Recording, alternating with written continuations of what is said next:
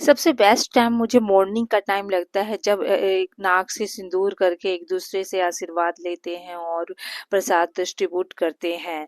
तो hello everyone, मैं कविता, मैं आपको सबके लिए छठ पूजा का मॉर्निंग का ब्लॉग लेके आई हूँ। तो आप सब मेरे साथ लास्ट तक बने रहें और देखिए कैसे कैसे पूजा होती हो और कैसे पूजा कंप्लीट होती है।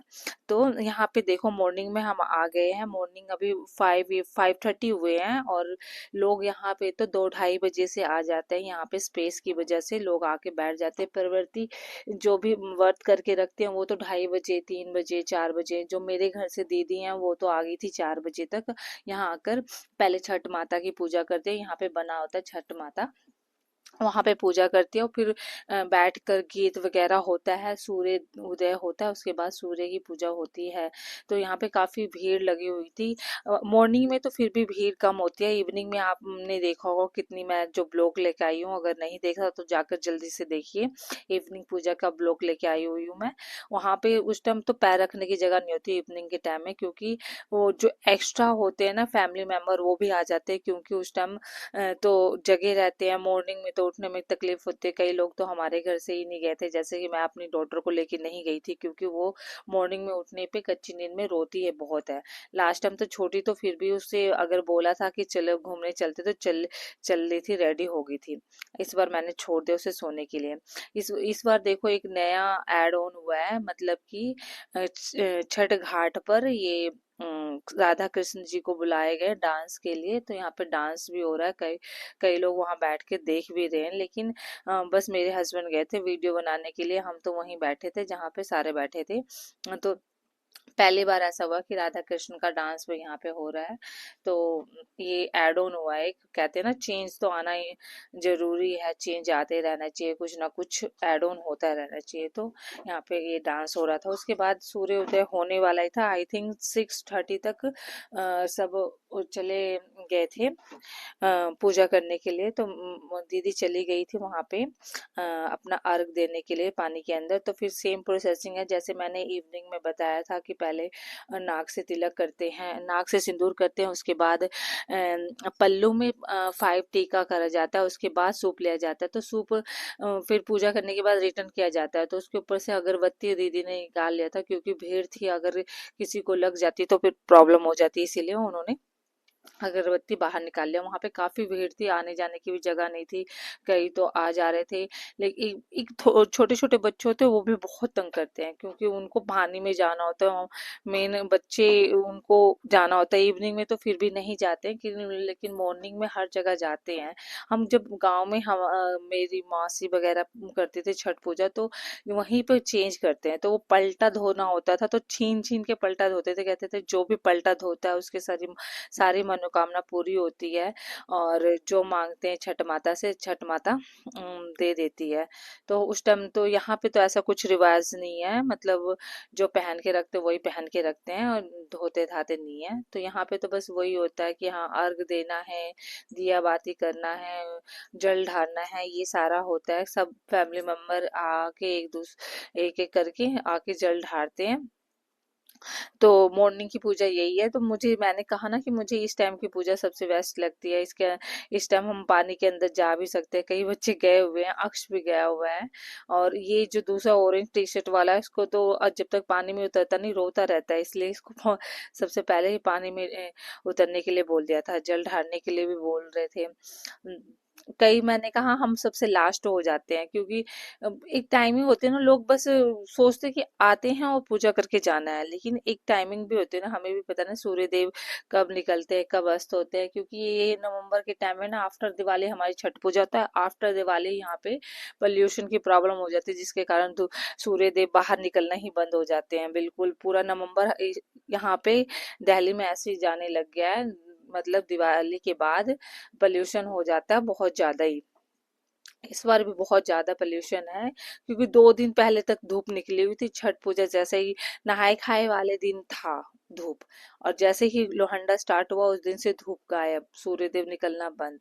कहते हैं ना परीक्षा लेते हैं, उस टाइप से हो जाता है कि हाँ, क्योंकि सूर्यदेव की पूजा करते हैं तो उसी टाइम वो गायब हो जाते हैं जिस टाइम उनकी पूजा होती है सूर्यदेव की। फिर भी चलो कोई नहीं, भगवान तो सब देखते हैं, सब अच्छा ही होता है एक तरह से सब कुछ।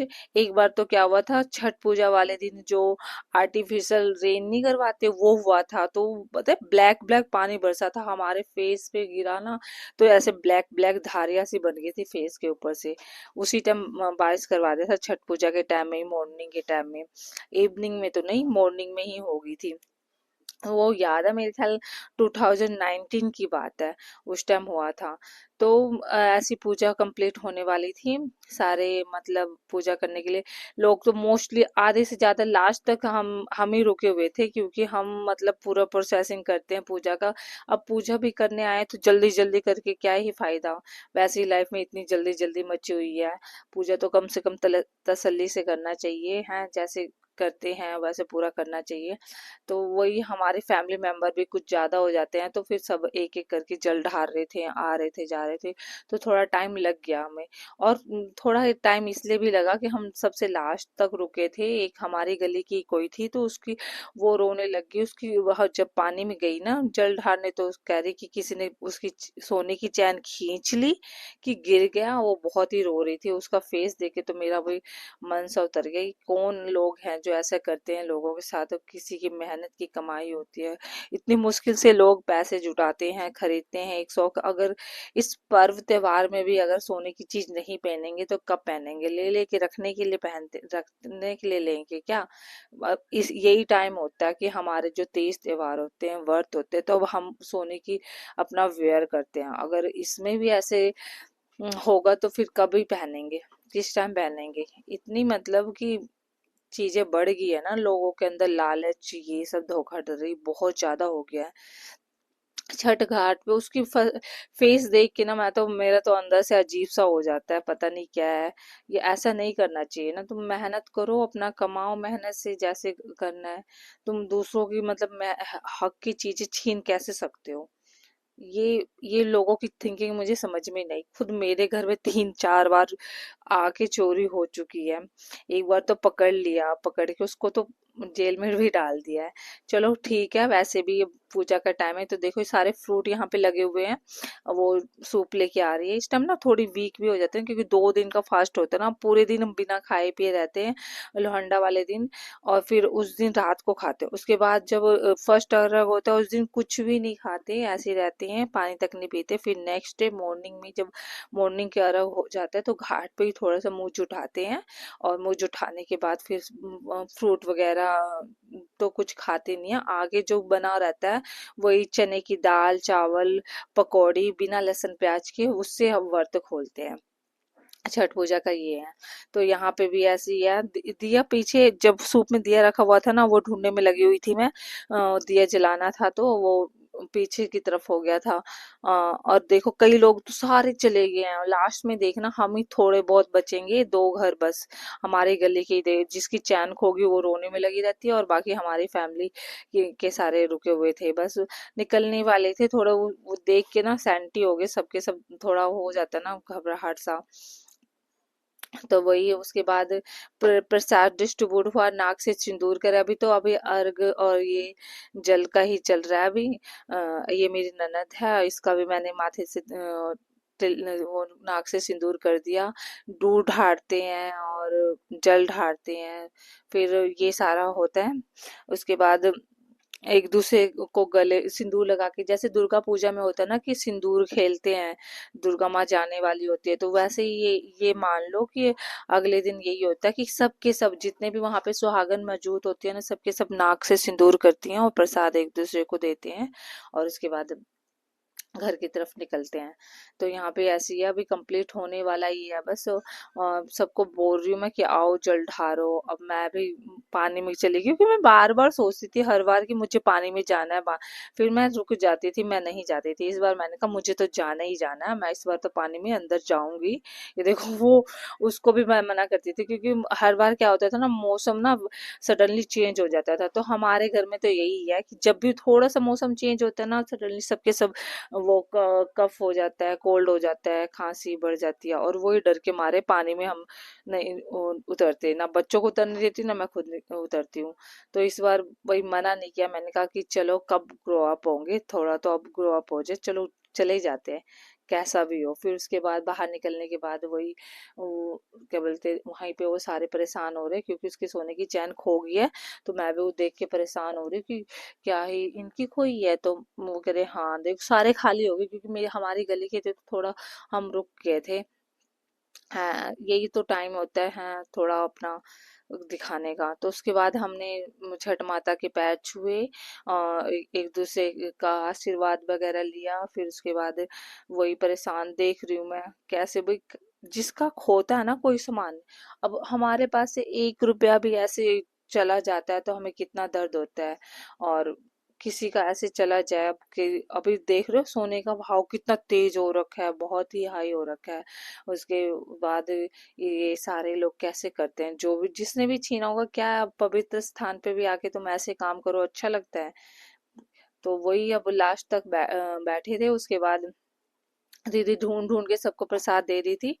और फिर उसके बाद हमने एक दूसरे का, हम एक्चुअली इस बार का स्पेशल इसलिए कि हमारे कान्हा जी भी घाट पे गए थे। तो कान्हा जी घाट पे गए थे। उसके बाद कान्हा जी मेरी, मैं कान्हा जी को मैं ही लेके आ रही थी क्योंकि मेरी डॉटर तो सो रही थी, तो मैं, मेरा हाथ खाली था, मैंने कहा चलो मैं ही लेके चलती हूँ।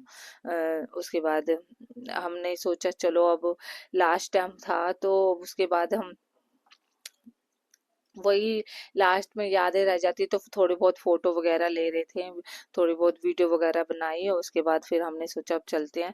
अभी आपको दिखाती हूँ। अभी मॉर्निंग में आपने देखा ना कितनी भीड़ थी, अब देखो पूरा खाली हो चुका है पूरा। ये ना बारिश के टाइम में पूरा पानी पानी भरा हुआ था, अभी मतलब छठ पूजा के लिए जल्दी जल्दी से सुखाया गया है और दरी वरी बिछा के उसे रेडी किया गया है। तो अभी देखो पूरा खाली हो गया है। अभी मॉर्निंग में कैसा भीड़ थी। अब हम घर की तरफ निकल रहे हैं, मेरी गोद में कान्हा जी हैं, सबने कुछ ना कुछ ले रखा है, खाली हाथ तो कोई जा नहीं रहा है।